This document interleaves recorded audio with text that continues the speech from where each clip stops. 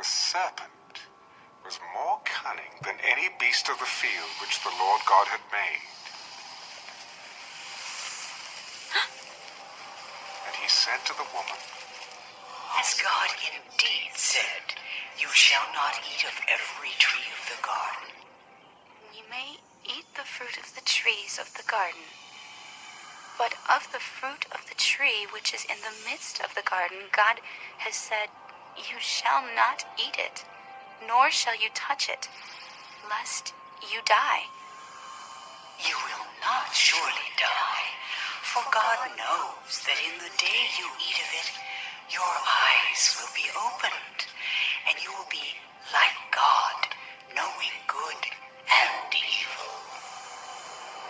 So when the woman saw that the tree was good for food, that it was pleasant to the eyes, and a tree desirable to make one wise, she took of its fruit and ate. She also gave to her husband with her, and he ate.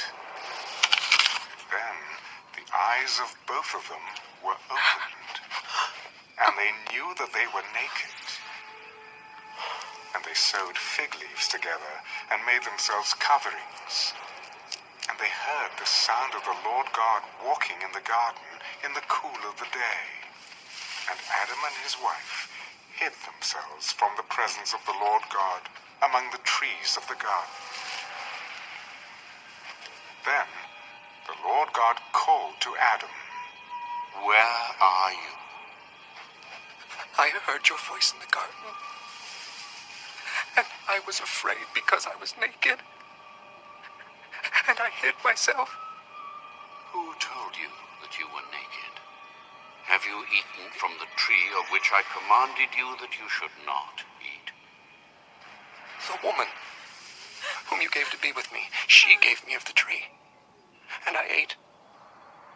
And the Lord God said to the woman, What is this you have done? The serpent deceived me, and I ate. So the Lord God said to the serpent, Because you have done this, you are cursed more than all cattle, and more than every beast of the field. On your belly you shall go, and you shall eat dust all the days of your life. And I will put enmity between you and the woman, and between your seed and her seed. He shall bruise your head, and you shall bruise his heel. To the woman he said, I will greatly multiply your sorrow and your conception. In pain you shall bring forth children. Your desire shall be for your husband, and he shall rule over you. Then to Adam he said, Because you have heeded the voice of your wife, and have eaten from the tree of which I commanded you, saying, You shall not eat of it.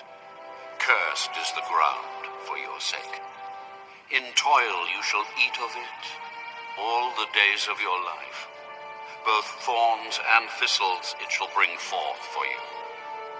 And you shall eat the herb of the field. In the sweat of your face you shall eat bread, till you return to the ground. For out of it you were taken. For dust you are, and to dust you shall return. And Adam called his wife's name Eve, because she was the mother of all living. Also for Adam and his wife, the Lord God made tunics of skin and clothed them. Then the Lord God said, Behold, the man has become like one of us, to know good and evil. And now, lest he put out his hand and take also of the tree of life, and eat, and live forever. Therefore the Lord God sent him out of the Garden of Eden to till the ground from which he was taken.